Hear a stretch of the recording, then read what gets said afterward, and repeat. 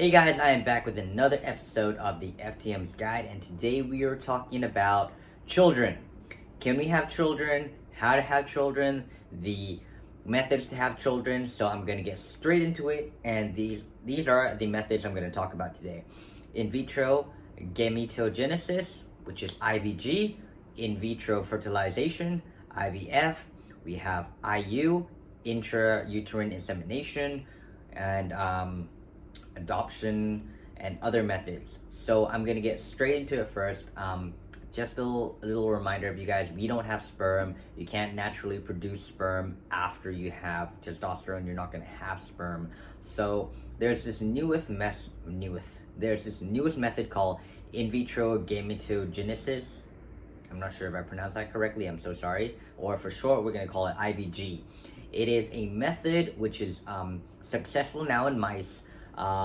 It's basically, it's the new breakthrough of when you can use your own stem cells to make a sperm so that you can inject it to a female egg. So basically you can make a children out of your own DNA without having the sperm or without having the egg. So for gay couples, they can make their own eggs, or for female couples or trans men, we can produce sperm so that it can fertilize your partner's egg.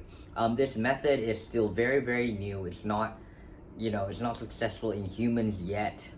So I think maybe sometime near the future, maybe this will be successful. Maybe we can have children with our own DNA. So let's stay hopeful. Now it's technology is growing fast. Let's keep hopeful for this method. I would like to do that method. I would personally like to have children with my DNA as well. But let's go to the other options, which is possible. So IVF, in vitro fertilization.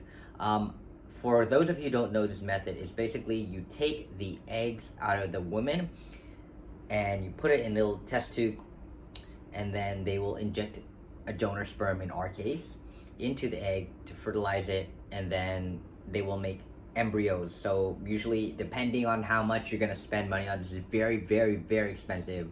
You can have up to 4, I think, or you can have up to 6, I'm not sure, but all these are fertilized, meaning they already become little embryos, little babies, which you put back into your partner's uterus, where the baby will then grow. What you can do before, if you trans guys there, before you actually take out your ovaries, you can freeze your eggs. So this method, the child will also be in your DNA. So you can freeze the eggs.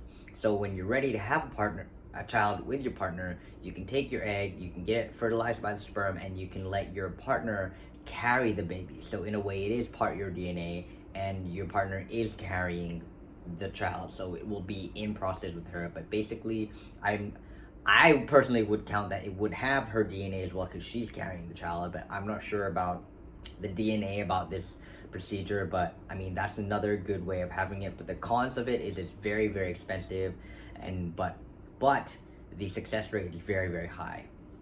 Or what you can do is you can use your partner's eggs as well, and have the donor sperm, if you don't mind, be your brother, because your brother genetically, he has the same 50% of your DNA as well.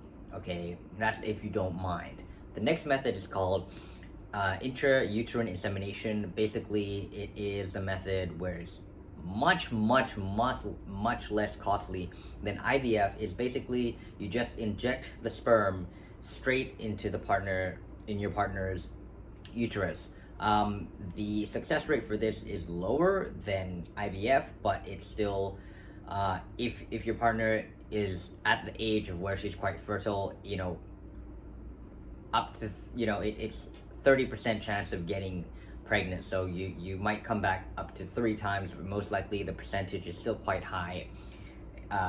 This is speaking if she is still in the correct age to be quite fertile.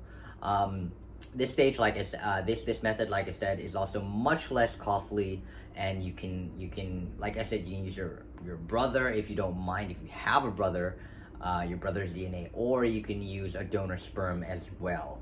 The next method is adoption, foster children. I mean, if you and your partner don't mind, if your partner is not the type who wants to get pregnant but you do want to have children, you can opt for adoption. You know, there's a lot of children out there that are in need of homes, and they want to get adopted. Okay, I'm sure that's a really kind and a really nice option as well. In my case, I mean, my partner, my girlfriend, we've talked about this. She wants to get pregnant. She wants to hold a baby. Her number one option is, obviously, she does want a child in my DNA. But we've talked about this, and we said if at the point that you're ready to have a child and IVG isn't an option, and having a brother's DNA isn't an option, do you mind if you have donor sperm? And she said she's totally fine with it. So before, if you have a partner, you have a girlfriend, and they want to get pregnant too, really sit down and talk about the options, especially if they're not educated in this, if they don't know if they can have a child with you or not, because that was the case with my girlfriend. Like, she knew I was trans, but her biggest concern if we can have children.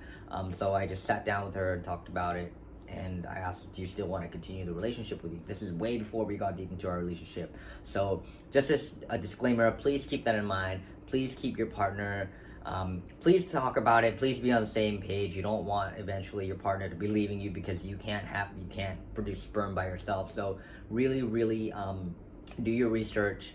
I'm not sure if there's any other ways, obviously, but these are the most common ways, or the most research way that I have done it, because I personally do want to have children, and for me, I would like to opt for IVG, and if that's not possible, I will do IU because it's a cheaper option. Okay, so yeah, if you enjoyed this video, please give it a like, please subscribe if you're new, and I will see you in the next one.